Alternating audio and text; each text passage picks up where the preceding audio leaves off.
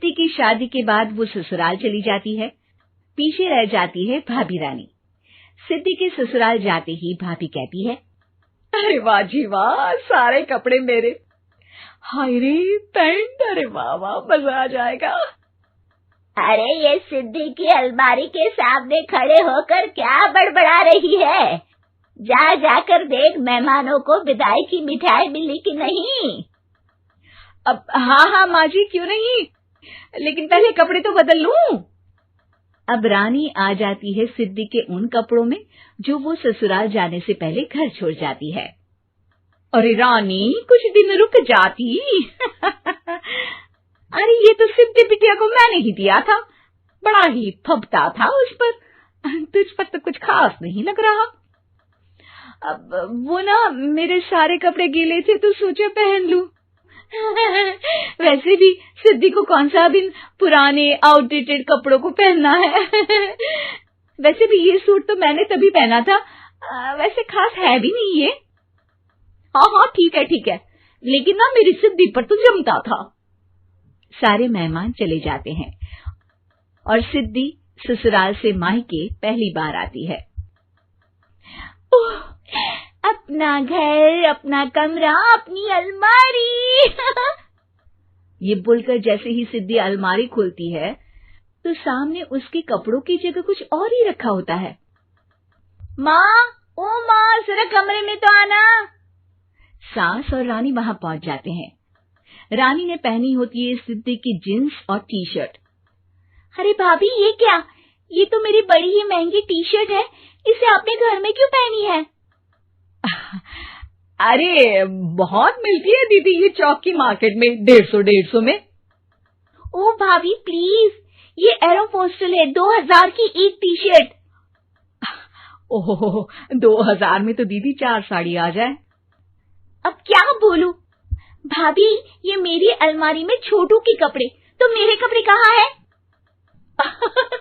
मेरी अलमारी में? अब दीदी आपको कौन से पुराने कपड़े पहनने थे? माना भाभी, लेकिन मैं जब घर आती तो यही सब पहनती ना। अरे तुम तो बड़ी कंजूस हो दीदी।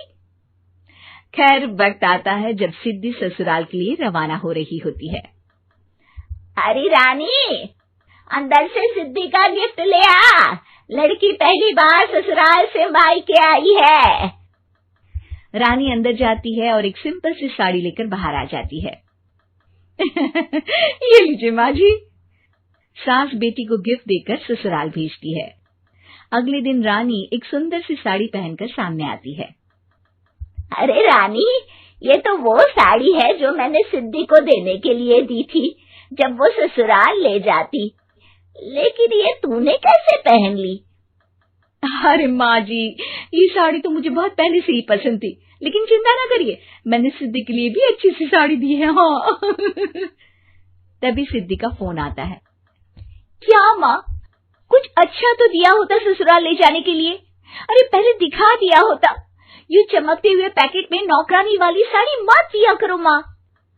अरे बेटे, वो तेरी भाभी ने ना गलती से उससे पैकेट बदल गया। हाँ, मैं कल ही तेरे भाई के हाथ से तेरा वाला पैकेट भेज दूंगी। अरे रहने दो माँ, आई एम श्योर भाभी ने अभी वही साड़ी पहनी होगी जो तुमने मेरे लिए रखी थी। तुम तो समझ नहीं पाई उनको। खैर छोड़ो, मैं ज्यादा बोलती अच्छी नहीं लगती, रहने दो, आपको उन्हीं के साथ रहना है, फिर बात करेंगे। सास को रानी पर गुस्सा आ जाता है। वो उसके कमरे में जाती है जहाँ वो शादी का एल्बम देख रही होती है। रानी, मार्केट जाकर एक ऐसी ही साड़ी लेकर आ, कल प्रतीक जाकर सिद्धि के घर दे आएगा। अरे क्यों माँ जी, कितनी साड़ी देनी है दीदी को? यहाँ कोई सेल लगी है क्या? अरे चुप कर, मेरे बेटी के हिस्से की साड़ी खुद पहन ली, अब ज्यादा ज्ञान बांट रही है। एक दिन सिद्धि का फोन आता है। माँ, मेरी सास ने आप सबको खाने पर बुलाया है। सारे लोग सिद्धि के ससुराल पहुँचते हैं। खाना खाकर वो लोग निकल रहे होते हैं कि सिद्धि की सास सभी को गिफ्ट देती है। अरे बहन जी, बेटी के घर का खाना खा लिया, यही बहुत है जो आप ऊपर से गिफ्ट भी दे रही है। अरे बहन जी, आप भी कहाँ इन बातों पर विश्वास कर रही हैं। सास सभी को गिफ्ट देती है, लेकिन रानी को जो साड़ी देती है वो अजीब सी हरे रंग की लाल रंग के बड़ी छाप वाली होती है। अरे छी छी, ये कौन पहनेगा? सासू माँ को तो जरी वाली इतनी सुंदर, और मेरे लिए ये नौकरानी वाली। अरे भाभी, दरअसल मैं जब भी घर आती थी आप वापसी में ऐसी ही साड़ी देती थी ना, तो माँ ने सोचा कि आपको आपकी पसंद की ही साड़ी क्यों ना दी जाए। बेचारी रानी, बोलती भी तो क्या। सिद्धि और सास रानी का चेहरा देखकर हंसने लगती है, तो रानी समझ जाती है कि अपने ही बिछाए जाल में वो फंस चुकी है।